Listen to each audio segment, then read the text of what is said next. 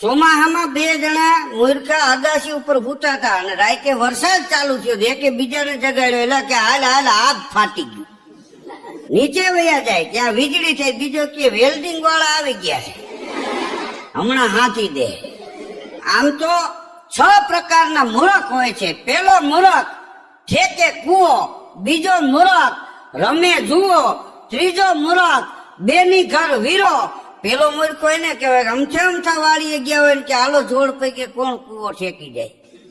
કીધું કાંઠે પગ ભટકાય કૂપન માંથી નામ નીકળી જાય. હા, પેલો મૂર્ખ ઠેકે કૂવો, બીજો મૂર્ખ રમે જુઓ. 11 છે એક ભાઈ ને એક જુવાન ને કેરી લેવા મોકલો તો ગામના પાદરમાં જુગાર રમવા બેસી ગયો. 11 વાગ્યા તો આવ્યો નથી, ઘરના કોઈક મોટરસાયકલ લઈને ગયા તો એ તો જુગાર રમતો હતો. એટલે કે તું જુગાર રમવા બેસી ગયો, 32 વર્ષનો થયો એટલે તારી હગાઈ નથી થતી. તો કે એટલે જ રમવા બેઠો. મોટા કે કેમ? કે મારે નસીબ જોવું હતું. એ કે આ પૈણવા માટે તો રાણી ન આવે પણ આ જુગારમાં ન આવે. બોલો, એકો બાદશાહ જોઈને કે આયલો છેલ્લે ફૂલીને દૂડી નીકળી. આ બીજો મૂર્ખ રમે જુઓ, ત્રીજો મૂર્ખ બેની ઘર વીરો. દાખલા તરીકે ભાઈ બેન ના આંગણે આટો મારવા જાય એ આનંદ ની વાત છે, પણ કાયમી ટામાં નહીં હારા. શકુની એ નાખ્યા હતા, મહાભારત વાંચજો ક્યારેક, બધું પૂરું થયું ત્યાં ઘીરાઈ ગયું. હા, એટલે કોઈને નહીં આવ્યો હોય જાજુ રોકાણ હોય કાલે બસમાં બેહાડી દઈ. ત્રીજો મૂર્ખ બેની ઘર વીરો, ચોથો મૂર્ખ ગમે એના જામીન ગતામ પડે. હા, એ કે હું બેઠો હતો એટલે કીધું રેવા દે, તને કોઈ ઉધાર નથી દેતું અને તું આ કોકના પૈસાની લેતી દેતીમાં કોકના વ્યવહારમાં તું શું કામ માથું મારસ. હા, ચોથો જમાય ઘર જમાય, પાંચમો મૂર્ખ કરે જામીન ગતું અને છઠ્ઠો મૂર્ખ કરે મફત વતું. આ 6 એ મૂર્ખા કહેવાય. 100 વીઘા જમીન હોય લગ્ન થાય ને આપડે કેલા તારો મોટો ભાઈ કે એ તો ઘર જમાઈ ગયો ને ત્યાં ઠેફા પાંગતો. અહીં ઘરે અહીંયા કામ કરો શું વાંચો કારણ મહિનાના. હા, અને છઠ્ઠો મૂર્ખ કરે મફત વતું. વતું એટલે હાલારી શબ્દ છે, દાઢી કરાવી એને વતું કહેવાય. એક ભાઈ હજામની દુકાને ગયો, દાઢી કરી દે. તે દાઢી કરી દીધી ને પછી કે આ ખિસ્સામાં આમ કરો મેલું લે કે પાકીટ તો ઘેરે પડ્યું. 30 રૂપિયા લાવીને રિક્ષા કરીને લેતો આવું. વાણંદ કે ના ના દાઢીને પલે દે. પણ આમ તમે જોવો તો આ 6 મૂર્ખ નથી. દાખલા તરીકે વાડીએ હોય અને આમથી હડકાયું કૂતરું દોડ્યું હોય તો જોડ પૈકે કૂવો ઠેકી જાય ને તો એને મૂર્ખ ન કહેવાય, એને મરદ કહેવાય. આમ તેમ તો કૂવો ઠેકે તો મૂર્ખ કહેવાય, પણ આવી તકલીફ પડી હોય ઠેકી જાય જોડ પૈકે કૂવો તો એ મરદ કહેવાય. અને બીજો મૂર્ખ રમે જુઓ. કદાચ 2-5 લાખ રૂપિયા કમાતો હોય અને હાઈથમ નો તહેવાર હોય ને 2 બાજી કરે એને જુગારીઓ ન કહેવાય, કાયમ ન આવવું જોઈએ. હા, એ ટેસ્ટિંગ કર્યું કહેવાય. જુગારમાં મગજનું ટેસ્ટિંગ થાય. તમે જો બાયું ઝીણી ઝીણી કરે, ખાલી જાણ જ કરે એવું નહીં. હા, તો એ મૂર્ખો નથી. હા, બેન મોટી હોય, ભાઈ નાનો હોય અને મા બાપ ઓફ થઈ ગયા હોય અને દીકરીના લગ્ન થાય તો 5 વર્ષનો ભાઈ દીકરી એને ભેગો લઈ જાય, એને ભણાવે, એને સારા બિઝનેસમાં લગાડે કે નોકરીએ લગાડે ને એના લગ્ન કરી દે ને પછી ભાઈ ને એમ કે હવે તું તારે જા. અને ઈ ભાઈ પછી જીવે ત્યાં સુધી બેન નું ઋણ કોઈ દી ભૂલે નહીં તો ઈ મૂર્ખ નથી, કારણ કે જાવું જોઈએ. અને સાસુ સસરાની ન્યાય કાંઈ ન હોય, વાહે કોઈ વારસદાર ન હોય, એની ડેલીએ તાળા ન લાગી જાય એટલા માટે ઘર જમાઈ કદાચ કોઈ ગયો હોય તો એ મૂર્ખ નથી. એવું હોય જાવ. બાંધછોડ તો આમાંય થોડી ઘણી રાખવી પડે. હા, નકર નો હાલે. અને સશક્ત માણસ હોય જામીન ગતું કરે તો ઈ મૂર્ખ નથી, કારણ કે ઈ કહી દે કે હું વચમાં પડ્યો છું અને 1 તારીખે 1.5 લાખ આપી દેજે નકર બેયને મારવા ન પડે તો એને મૂર્ખ ન કહેવાય. અરે ઓચિંતાનો ઘેરેથી નીકળી ગયો હોય અને કદાચ મફત દાઢી કરાવે કે ભાઈ હવે હું સોમવારે આવીશ ત્યારે આપી દઈશ તો એ મૂર્ખ નથી. હમણાં એક ભાઈ મને કે ધીરુભાઈ હું ગયો કે જીબી ના થાંભલાનો કોન્ટ્રાક્ટ રાખીએ. મેં કીધું પણ તને કોન્ટ્રાક્ટ દીધો કેવી રીતે? અરે મને કે 3 જણાએ ફોર્મ ભર્યા હતા ત્યાં, મેં ત્યાં ધમાલ કરી કે 3 ને કોન્ટ્રાક્ટ આપવો તો અમને નહીં આપવાનો, પણ કે હો થાંભલા છે એમાં 3 જણા તો છે કે નહીં, બધાને 25 નો કોન્ટ્રાક્ટ આપો. મારે 25 થાંભલાનો કોન્ટ્રાક્ટ આપો, તો કે 25 નો કોન્ટ્રાક્ટ આપ્યો. સાહેબે એમ કીધું કે 1 મહિનાની તમને 4 ની મુદત આપું છું, મહિને દી અમે આવી ત્યાં કામ પૂરું થઈ જવું જોઈએ, થાંભલા ખોલાઈ જવા જોઈએ. કે કાંઈ વાંધો નહીં. 25 થાંભલાનો કોન્ટ્રાક્ટ લઈ અને 4 વહી ગયા. તો બહેનું એવું આજે મને કહેતો હતો ને કે બધા એના થાંભલા ના કામ ચાલુ થઈ ગયા, આપણે ચાલુ થઈ ગયું. પછી સાહેબ આવ્યા તે ઓલા 25 થાંભલા ખોલી દીધા હતા, પણ આવડા કોન્ટ્રાક્ટ રાખી હતો ને ત્યાં આવીને સાહેબે જોયું ને તો 3 થાંભલા જ દેખાતા હતા. એલા કે 1 મહિનાનો ટાઈમ આપ્યો, 25 થાંભલા ખોલવામાં 1 મહિને ન ખોલ્યા. આ લોકોએ 3 જો 25 થાંભલા ખોલી દીધા છે. ત્યારે આવડે એ કીધું કે સાહેબ ઈ તો મૂર્ખા છે અને તમે જ આ લોકોને મોટે ચડાવો છો, આ બધા થાંભલા દેખાય આને ખોલ્યા કહેવાય. આ મારે તો 3 તો વધારે કઠણ આવી ગયું એટલે દેખાય, બાકી ખોલી દીધા 25, બાકી એકે દેખાય નહીં. જો આખા દાટી દીધા. હા, એ કે ગમે એનું અમે કામ કરીએ એનું વળતર પૂરેપૂરું આપી સાહેબ. હવે આને વળતર ન કહેવાય. હા, 23 થાંભલા માથે ધૂળ વાળી દીધેલી. બોલો એ કેટલા ખોલ્યા છે. અને નોખે મગજ માણસો ના. ટ્રેનમાં હમણાં એક ભાઈ આવતો હતો, તે ટોયલેટમાં ગયો. હવે બધાય મુસાફરો હરખા ન હોય, જુદી જિંદગી છે, મિજાજે જુદી બંદગી છે, નમાજે ખુલી જાય ઘૂંઘટ, જુદી પ્રીત જાગે છે મલાજે. એ ટોયલેટમાં ગયો તો કોક લખીએ હોય છે કે વાંચનાર મૂરખ છે. આનો મગજ ગયો, તે પોતું મારીને ભૂઈ નાખ્યો અને પોતે લખ્યું કે લખનાર મૂરખ છે. આ તો વાંદરી પાનું કહેવાય. આ ઈનું ઈ શિવ. હા, અમુક છે ને ઈ વાંચાય નહીં. વાંચ્યું તો ભલે વાંચ્યું, પણ તારે લખવું નતું. અમુક ને તમે કઈ ન હગો. જે સ્થિતિમાં હોય એ સ્થિતિમાં રહેવા દેવા પડે. હા, રેલવેમાં એક ભાઈ ગયો નોકરી માટે, જે સાહેબ મારે નોકરીમાં ઇન્ટરવ્યુ આપવું છે. તો રેલવેના સાહેબ કે ટ્રેનના અકસ્માત ઓછા થાય એના માટે શું કરવું? તો કે સાહેબ 1 કિલોમીટરે બમ્પ મૂકી દો. હા, પણ સાહેબ કે હવે તું વયો જા, આમાં બધું આવી ગયું. એક જણો રેલવે સ્ટેશને ગયો ને તે સાહેબ ને કે સૌરાષ્ટ્ર મેલ ક્યારે આવશે, ઓખા રાજકોટ ક્યારે આવશે, જનતા ક્યારે આવશે? તે સાહેબ કે ભાઈ તારે ટિકિટ કઈ જોઈશે બોલ ને. કે ટિકિટ નથી જોતી. તો એ કે મારે તો પાટા ઉપર ઉભા રહીને સેલ્ફી લેવી છે. આ સેલ્ફી નો યુગ છે અત્યારે, કોમ્પ્યુટર યુગ આવી ગયો છે. આમ જોવો ને તો આ વોટ્સએપ નો યુગ છે, કોમ્પ્યુટર નો યુગ છે. એમાં ફાયદા છે, ગેરફાયદા છે. હા, એક ભાઈ નો બાબો ખોવાઈ ગયો તો ઈ લોકોએ વોટ્સએપમાં ફોટો મૂક્યો કે આ બાબો ગુમ થયેલ છે, કોઈને મળે તો અમારો કોન્ટેક્ટ કરે. 3 કલાકમાં બાબો મળી ગયો. બોલો, ઘેરે આવીને ઓલા લોકો મૂકી ગયા.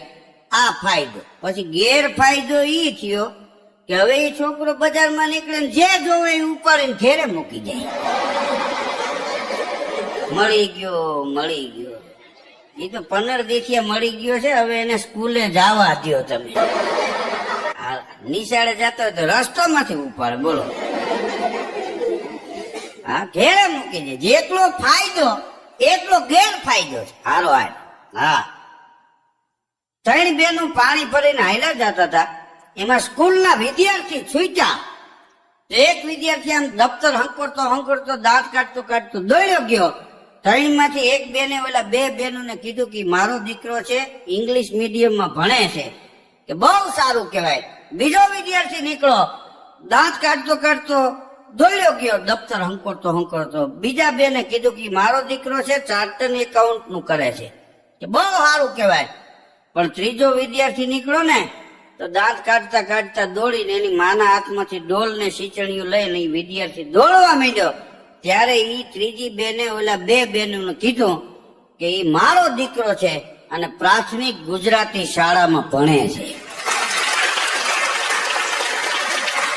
હા, આપણા દીકરા દીકરીઓ કેટલો ઊંચો અભ્યાસ કરે ઈ મહત્વનું નથી, પણ ભણતા ભણતા મા બાપનો ભાર હળવો કરી નાખે આનું નામ ભણતર છે.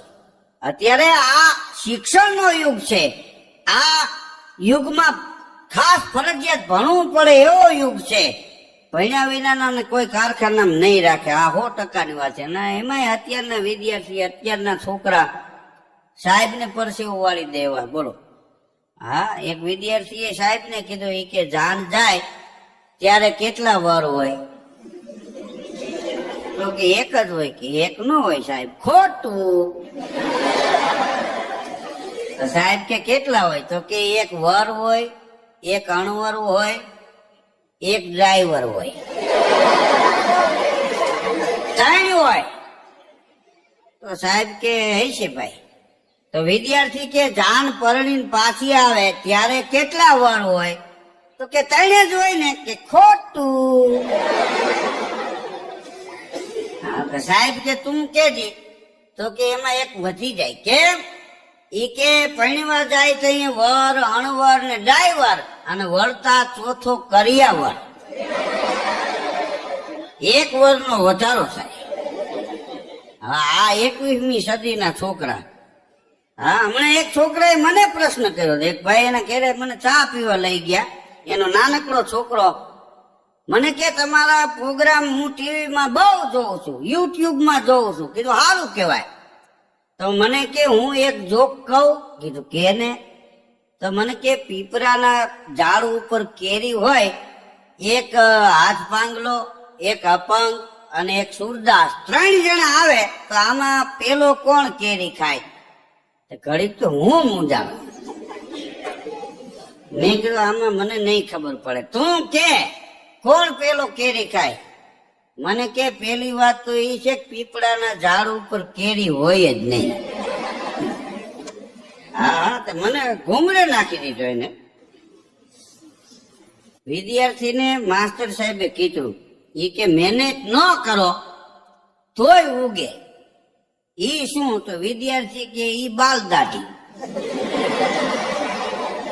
વગર મહેનતે ઉગે કઈ, એમાં ઘઉં બાજરો ન ઉગે.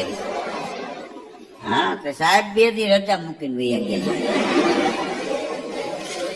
હા, હમણાં એક બેન સિટી બસમાં બેઠા હતા, એનો છોકરો ભેગો. તો સામેની સીટ ઉપર એક કાકા બેઠેલા. તે ઘડીક થઈને ઓલા બેન છોકરાને કે હલવો ખાઈ જા કે સામે વાળા કાકાને આપી દઉં. 3-4 વાર આવું બોલ્યા. તો ઓલા કાકા કે ભાઈ દેવો હોય તો દઈ ગયો ને, મારે ઉતરવું તું સ્ટેશન વયું ગયું.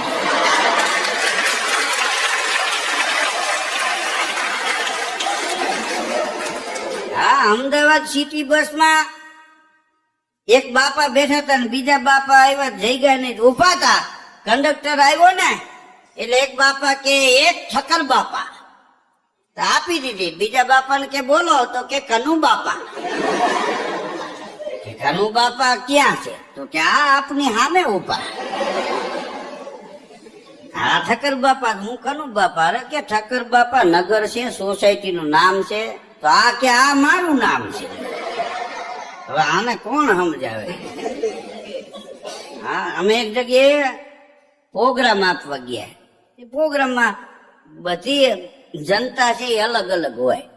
હા, કોઈને ભજનો ગમતા હોય, કોઈને દુહાછંદ ગમતા હોય, કોઈને હાસ્યની વાતો ગમતી હોય, કોઈને લોક વાર્તા ગમતી હોય, કોઈને લોક સાહિત્ય ગમતું હોય, કોઈને દુહાછંદ ગમતા હોય, અને કોઈને કાંઈ ન ગમતું હોય ને તોય આવ્યા હોય.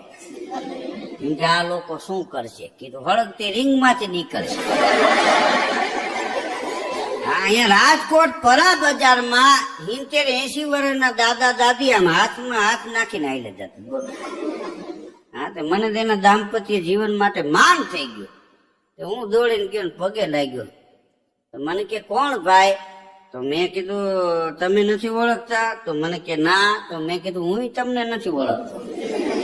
મને કે તઈ હું પગે લાગ્યો. તો કીધું આ 70-80 વર્ષની ઉંમરે તમારા બે ને પ્રેમ આવું દાંપત્ય જીવન એના માટે મને માન થઈ ગયું. મને કે કેમ? મેં કીધું હાથમાં હાથ નાખીને 80 વર્ષે હાલ્યા જાવ છો. તો આમ નેટવું કરીને મને કે પ્રેમ કાંઈ નથી, આને મૂકી દો ગમે એની દુકાનમાં ઘરે જાય ને 2000 માં ઉતારે.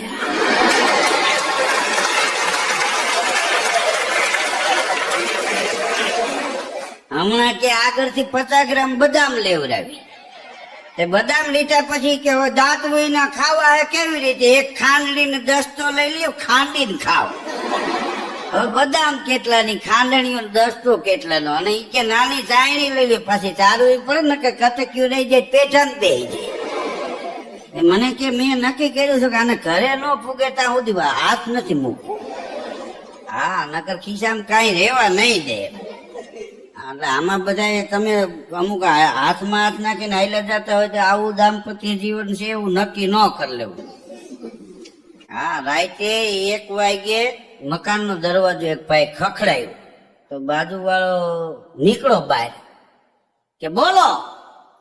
તો કે ભાઈ તમારી મદદની જરૂર છે મારે. બોલો કે અટાણે અડધી રાતે મદદ કરવાની, અમારે નવરાય નથી. દરવાજો બંધ કરીને અંદર કરી ગયો. અંદર વળી ઘડીક પછી એને પસ્તાવો થયો કે ભાઈ આટલા વર્ષથી બાજુમાં રહે છે ને બિચારાને મદદની જરૂર પડી અને મેં ના પાડી, હકીકતમાં મદદ કરવી જોઈએ. તો પાછો દરવાજો ખોલ્યો કે બોલો શું હું તમને મદદ કરું? તો કે હિંડોળે બેઠો છો, જરાક ધક્કો મારી ગયો.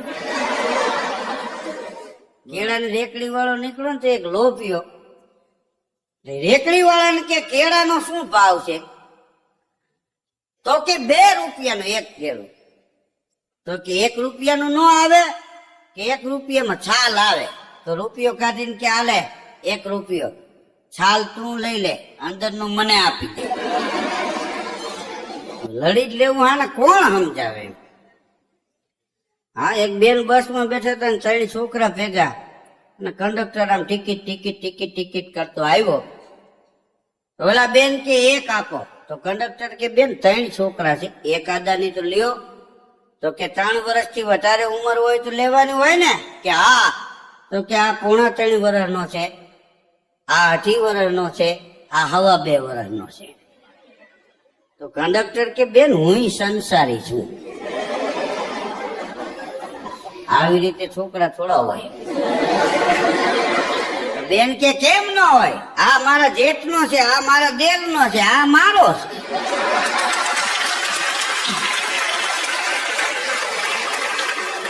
હા, પછી તો કંડક્ટર ને મોજ આવી ગઈ કે બેન હવે તમારી નથી જોતી. આટલા વર્ષ નોકરી કરી ત્યારે મને આજ જાણવા મળ્યું. એને બધા ભેગા રહેતા હોય તો બહાર ગામ જાય તો દેરના જેઠના છોકરા હારે હોય. હમણાં એક ભાઈ મને પૂછ્યું, મને કે ધીરુભાઈ વાર કેટલા? મેં કીધું 7. મને કે ખોટી વાત છે, 8 વાર હોય. મેં કીધું ગઈરજી, મેં એના મોઢે જ ગણાવ્યા.